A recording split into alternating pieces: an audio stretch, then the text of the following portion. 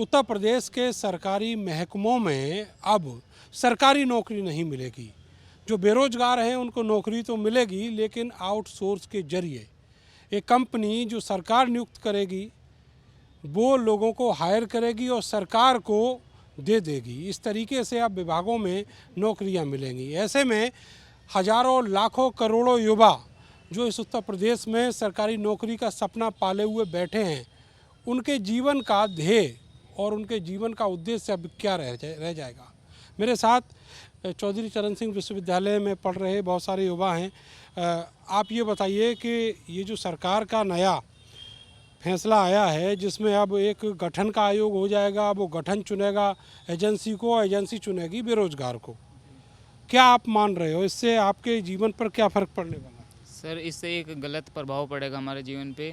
जो बच्चा लगातार तैयारी कर रहा है, लगातार बहुत दिन से, काफ़ी समय से सरकारी, जिससे अपना भविष्य सेफ समझता है, उस बारे में अगर मान लो उसे सेफ्टी नहीं मिलेगी। मान लो भविष्य को देखते हुए हर सरकारी नौकरी में अपने 3 पीढ़ी सक्षम होती है, अपने पिताजी की, अपनी और अपने बच्चों की, उसमें सक्षम मानते हैं।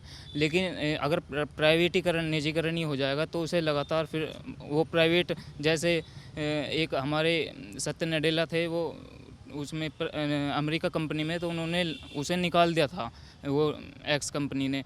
तो ऐसे ही वो कभी भी अपनी मर्ज़ी से हमें भर्ती करेंगे, मन मर्ज़ी से ही निकाल देंगे। उसका कोई मतलब कोई भी एक वो प्रमाणित नहीं होगा, परमानेंसी नहीं होगी। परमानेंट नहीं होगा कि ये हमारे भविष्य के लिए सेफ़ है या नहीं है।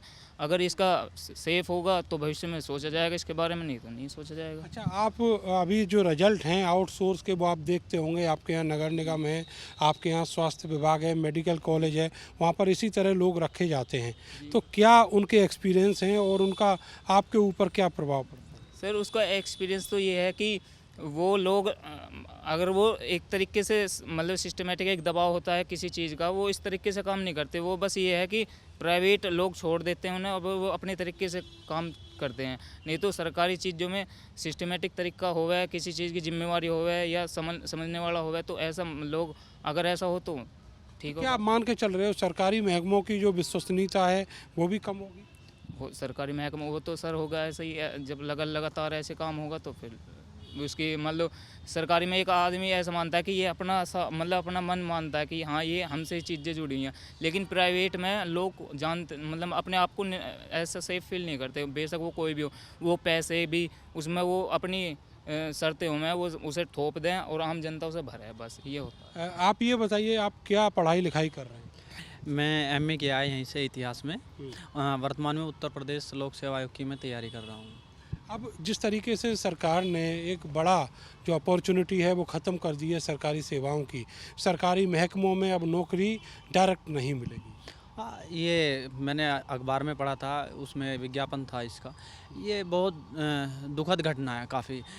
जो छात्र सरकारी नौकरी का सपना लेकर के बैठे हैं उनके ऊपर ये एक पहाड़ गिरने जैसी समस्या है। क्योंकि निजीकरण, एक लोकतांत्रिक देश में, हम विकासशील देश हैं, विकसित तो अभी हुए नहीं, विकासशील देश में निजीकरण और इस स्तर पे जहाँ काफ़ी सारियाँ चुनौती हों, वो भी मतलब सरकार की नीतियों को लेकर के बार बार आवाज़ उठती हों। कभी पेपर लीक का मुद्दा, और एक संवैधानिक संस्थाओं में भी भ्रष्टाचार। आप इतने सारे संस्थाओं में पेपर बनाने वाले विशेषज्ञ, वो एक पेपर सेट सही नहीं कर पाते, पेपर सेट सही हो गया तो पेपर लीक हो जाता है। इन्हीं सब चीज़ों से तो आफत जो है टाल दी है सरकार ने। नहीं, वो कैसे टाल दी है, वो कैसे टाल दी, ये मैं इसको उसी से तो लिंक करना चाह रहा था। अब पेपर लीक हो जाते हैं तो इन्होंने क्या कहा कि जो मतलब पेपर लीक होने में समस्या जो है हम उसको मतलब दूर करेंगे। दूर करने के लिए इन्होंने क्या बताया, सबसे बड़ा मतलब समस्या का समाधान क्या बताया, बच्चों का सेंटर 600 किलोमीटर दूर, 500 किलोमीटर दूर, 300 किलोमीटर दूर डालेंगे। जबकि पेपर लीक होना वो तो अमूमन सभी को पता है, जो एजेंसी जहाँ पे छाप रही है पेपर वहीं से लीक होता है। अब बात करते हैं, यहीं से जोड़ते हैं इसको कि प्राइवेटाइजेशन जो गवर्नमेंट कर रही है, इसका क्या पैमाना होगा। इसका क्या पैमाना होगा कि प्राइवेटाइजेशन का ये पैमाना है, एक कंपनी कौन सी होगी। उन्होंने कह दिया कि जैसे सरकारी महकमों में हम लेते थे जितने पढ़े लिखे लोग, उतने ही लोग जो हैं वो हमारी जो कंपनी होगी आउटसोर्स कंपनी वो रिक्रूटमेंट करेगी और उसके बाद सरकारी महकमों को 3 साल के लिए दे देगी। वो वही तो मैं, अच्छा जो आप कहना चाह रहे हो कि 3 साल के लिए, हाँ वो यूपीएससी में भी तो यही चल रहा था, बहुत बड़ा खेला चल रहा था। अभी तुम्हारा जब संसद सत्र चल रहा था उसमें यही सवाल पूछा गया था कि हमें ये जानकारी दीजिए कि कितने आउटसोर्स से आपने आईएएस बनाए। ये बहुत गहन मुद्दा है काफ़ी, लेटरल एंट्री के माध्यम से। और राज्यसभा में केंद्र राज्य मंत्री, मैं उनका नाम मेरे याद नहीं आ पा रहा, उन्होंने जवाब दिया कि हमने 43 आईएएस बनाए हैं लेटरल एंट्री के द्वारा, लेकिन उन्हें जानकारी नहीं है कौन बनाया। कह रहे कि मेरे पास अभी इसकी जानकारी नहीं है कौन कहाँ पे है। लेटरल एंट्री का मतलब ये है भाई भतीजा और तुम्हारा मित्रवाद। आप एक लोकतांत्रिक देश में, हम इस समय आप जिस जगह खड़े हो यहाँ पे कोई संपन्न परिवार नहीं मुझे रहते। लगता है कि इसी तरह की स्थिति जब आउटसोर्स से नौकरी होगी यूपी में तब हो जाएगी। जिसकी जान पहचान होगी वो अपनी सेटिंग से उस कंपनी के थ्रू चला जाएगा। वो तो जब गवर्नमेंट नौकरी में इतना बड़ा धांधला चल रहा है, प्राइवेटाइजेशन पे तो ये छोड़ेंगे नहीं। और प्राइवेटाइजेशन का सबसे दुष्परिणाम ये है कि एक व्यक्ति को आधे शरीर से अपंग कर देना। चूंकि आपने उसको 3 साल के लिए रख लिया, उसका माइंड सेट हो चुका है 3 साल में यहाँ रहूँगा, वो आगे कुछ करने के लिए नहीं सोचेगा उस दौरान, और 3 साल बाद आप उसको निकाल दोगे। यही हाल सेना में हो रहा है। और सेना के जवान आपने देखा होगा बिहार में भी, और जहाँ भी वो आवाज़ उठा रहे हैं उनको दबा दिया जा रहा है। अच्छा ये बताइए आपका क्या ख्वाब है, क्या बनना चाहते हैं? मेरा लक्ष्य है यूपीपीएससी क्लियर करना है। मैं इसी के टारगेट लेकर रखा हूँ। खैर ये जो आउटसोर्सिंग वाली बात है, ये क्या है, जो दोनों सरकारें, केंद्र और राज्य सरकारें, दोनों जो अपनी जिम्मेदारी से पल्ला झाड़ना चाहती हैं, सारा कुछ अपना नौकरियों का प्राइवेट को दे करके, क्योंकि इनकी जो नीतियाँ हैं वो सारी ये उन्हें करने सक्षम नहीं हो पा रहे हैं। क्योंकि अब से पहले तो नई प्राइवेटाइजेशन कितना कुछ चला था जब से ये आई है सरकार, ये 2022 में अग्निपथ योजना। सरकार की आखिर मंशा क्या है, माइंडसेट क्या है? वो ये जो रिक्रूटमेंट वाली प्रक्रिया है और बाद में जिस तरह की दिक्कतें सरकारी कर्मचारी को लेकर आती हैं उन सबसे बचना चाहती है। सरकार की जो नीतियाँ हैं ना, असली मंशा ये है कि वो लगातार अपनी कर्मों से मतलब अपना हर चीज़ों से जिम्मेवारी से पल्ला झाड़ के ये, और प्राइवेट को ये देना चाह रहा है कि अब उसे एक निजी व्यक्ति को फ़ायदा हो, वो अपनी मर्जी से कुछ भी करे, वो जब चाहे निकाल लेगा, जब चाहे भर्ती करेगा, और सरकार की उसमें कोई जिम्मेवारी ना, आम जनता का कोई उसमें दायित्व ना। आपको क्या लगता है कि जो आउटसोर्स के लिए एक निगम बनेगा और उसके बाद जो हम और आप जैसे लोग हैं वो आउटसोर्स के जरिए ही नौकरी कर पाएंगे, तो इससे आप लोगों के जीवन पे क्या फ़र्क पड़ता है? जो अपॉर्चुनिटी नौकरियों की थी, सरकारी नौकरियों की। मुझे तो नहीं लगता इससे हम सक्षम बच्चा है जो वो जा पाएगा, क्योंकि एक प्रकार का इसमें परिवारवाद चलने वाला है। अगर कोई बच्चा सक्षम है उसे तो ये लेने वाले नहीं है, इन्होंने परिवारवाद चला रखा है पूरा। तो इसमें जिसका सोर्स होगा आउटसोर्स कंपनी से, जी वही जाएगा, कोई भी पैसे दे देगा ज़्यादा वो चला जाएगा, क्योंकि सक्षम बच्चे इसमें नहीं ले पाएंगे। तो क्या आपको मालूम है कि आउटसोर्स वाली जो कंपनियां इस समय काम कर रही हैं अलग अलग विभागों में, वो इसी तरीके से नौकरियां देती हैं? सर जी। नोएडा में अक्सर बड़ी बड़ी कंपनियां हैं, HCL है और जी यामा है, उसमें लोग, मैंने खुद ने देखा, मैं गाजियाबाद से जिले से बिलोंग करता हूं, तो वहां लोग जान पहचान से ही जा रहे हैं, लोग अपनी तो चलो प्राइवेट हुआ, मैं सरकारी महकमों की बात कर रहा हूँ। जैसे स्वास्थ्य विभाग है, शिक्षा विभाग है, मेडिकल कॉलेज है, नगर निगम है, कलेक्ट्रेट है, विकास विभाग है। सर उसमें एक असली वो ये उसका दायित्व नहीं समझ पाएंगे वो। मान लो अगर अपनी काबिलियत हो तो बंदा, मान लो मैंने सोचा कि मैं सरकारी विभाग में जाना चाहता हूँ, अपनी 3 पीढ़ी सेव करना चाहता हूँ, तो वो ही है अपना, वो उसमें सेफ नहीं मानेगा। आपको क्या लगता है, आपकी क्या समझ में आता है सरकार का ये निर्णय है? बहुत गलत है सरकार का निर्णय, क्योंकि हर कोई लड़का जो गरीब परिवार से आता है वो सोचता है कि वो सरकारी नौकरी के सपने देख कर ही जाता है बाहर पढ़ने के हाँ, बाबू ही बन जाए, कुछ तो बन लिए, जाए। कुछ तो बने। लेकिन जब ये संविदा पे या उस पर रखेंगे तो उनके सपने को तोड़ना ही एक तरीके से, तो ये बहुत गलत कर रही हैं। ये कहा कि 3 साल बाद रिन्यूअल कर देंगे, उसके बारे में तो पता नहीं, लेकिन अब तो फिलहाल में तो ये सही नहीं कर पा रहे हैं ना इसके लिए, क्योंकि जो बच्चे पढ़ रहे हैं इतने सालों से तैयारी कर रहे हैं, कोई टीचिंग की, कोई यूपीएससी की, कोई इसी के लिए, तो वो तो बात गलत ही है ना ये सरकार। आपके सपने के ऊपर क्या फ़र्क पड़ता है? सपने के ऊपर तो बहुत फ़र्क पड़ता है, क्योंकि कोई घर से कितनी दूर रहने के लिए आ रहा है और दिन रात मेहनत कर रहा है, और फिर कह रहे हैं कि तुम संविदा पे रख लिए जाओगे 3 साल के लिए, तो ये तो बहुत गलत कर रही है ना सरकार। रिन्यूएबल तो इन्होंने अग्निवीर में भी नहीं किया। इन्होंने कहा था कि हम कुछ उसको परमानेंट कर देंगे।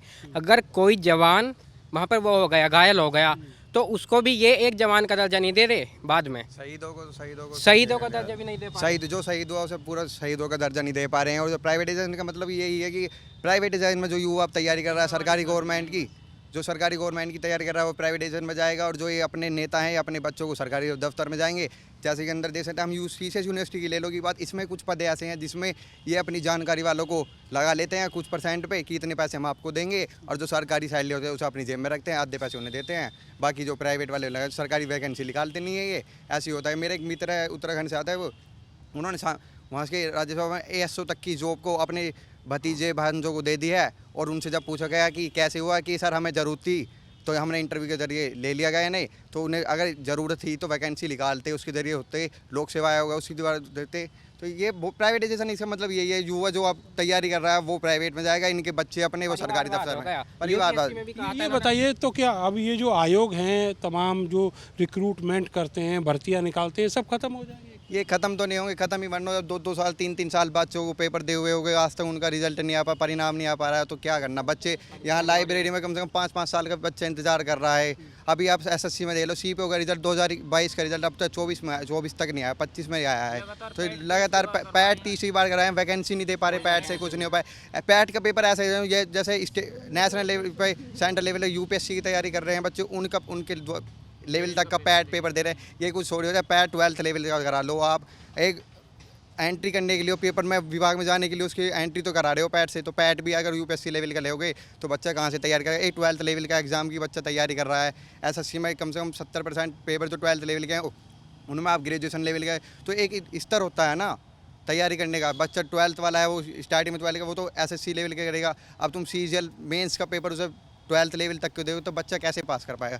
प्राइवेटाइजेशन का मतलब यही है कि समाज जो अब फ्यूचर आ रहा है बच्चों का वो प्राइवेट में करेंगे। सरकार ने ये कहा था, चाहे मोदी सरकार हो, योगी सरकार हो, को बहुत सारी नौकरियां देंगे, करोड़ों के आंकड़े गिनवाए थे।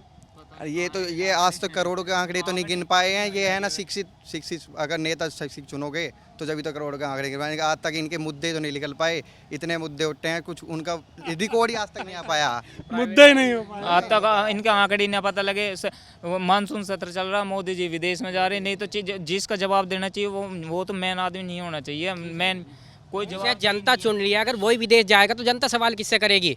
आम जनता से तो सवाल करेगी नहीं। अगर हमने जनता ने उन्हें चुना है, प्रधानमंत्री पद पर बैठाया है, तो सवाल तो उनसे करेगी जनता, और वे विदेश चले जाते हैं तो सवाल किससे करेगी? प्राइवेटाइजेशन में जो सबसे बड़ा मुद्दा जो मैं आपको बताऊँ, सबसे बड़ा मुद्दा प्राइवेटाइजेशन का एक उदाहरण दूंगा आपको। CCS यूनिवर्सिटी में यहाँ पर 3000 रुपये से लेकर 1500 रुपये तक में PG और BA आप कर सकते थे, PG कर सकते थे। ठीक, अभी इन्होंने क्या किया, इन्होंने काफ़ी सारे कोर्स सेल्फ फाइनेंस बना दिए। ये प्राइवेटाइजेशन ही है। अब उसकी फ़ीस लेकर के 11,000 से 28,000 रुपये तक है। अब गरीब बच्चा कौन पढ़ेगा वहाँ पे, है ना। तो प्राइवेटाइजेशन का मतलब ये है एक बहुत बड़ा हिस्सा अपंग बना देना और अपने लोगों को निजीकरण के तहत एक अच्छी सुविधा दे देना और एक मतलब अवसर प्रदान कर देना। ठीक है। और यो इनके पास वर्तमान में किसी भी आयोग में चले जाइए, किसी भी एग्ज़ाम, भाई ने भी बताया एग्ज़ाम के बारे में जो चल रहा है इस समय, मुझे तो लगता नहीं कि कोई संवैधानिक पद पे अच्छा व्यक्ति बैठा हो, निर्णय लेने वाला कोई व्यक्ति बैठा ही नहीं है सही, क्योंकि इतने सारे एग्जाम का रिजल्ट नहीं आ पा रहा है, पेपर समय पे नहीं हो पा रहे हैं। और प्राइवेटाइजेशन की चलो सरकार की बात ये भी मान लेते हैं, ठीक है, लेकिन हमें ये तो बताओ कि प्राइवेटाइजेशन किस आधार पे करोगे। कुछ पैमाना मानक तो होंगे जिस आधार पे आप तय करोगे कि हाँ इस बंदे को 3 साल के लिए वो प्रक्रिया ट्रांसपेरेंट होगी, ये भी तय होना चाहिए कि वो प्रक्रिया जो है वो ट्रांसपेरेंट हो। तो जैसा कि अभी इन सब लोगों ने बताया कि क्या उनके ख्वाब थे और किस तरीके से अब वो जो ख्वाब हैं वो चकनाचूर हो रहे हैं। सबसे बड़ी दिक्कत ये है कि जो गरीब माँ बाप अपने बच्चों को सरकारी संस्थानों में पढ़ाना चाहते हैं, इस CCS यूनिवर्सिटी ऐसे संस्थानों में, तो यहाँ भी जो असर है प्राइवेटाइजेशन का वो दिखाई पड़ता है। फीसें कई गुना बढ़ा दी जाती हैं और उनके शिक्षा के जो अवसर हैं वो कम कर दिए जाते हैं। ठीक है, ये स्थिति अब रोजगार में सरकार करने वाली है। कैमरा सहयोगी सानू के साथ मैं नरेंद्र, भारत समाचार, मेरठ।